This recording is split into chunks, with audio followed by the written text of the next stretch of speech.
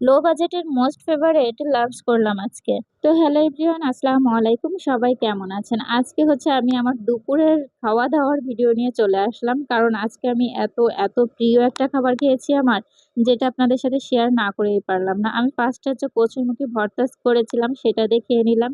তারপর হচ্ছে আবারও কচুরমুখীতে পাঙ্গাস মাছ রান্না করেছিলাম। পাঙ্গাস মাছের হচ্ছে তেলের অংশ খেতে আমি খুবই পছন্দ করি।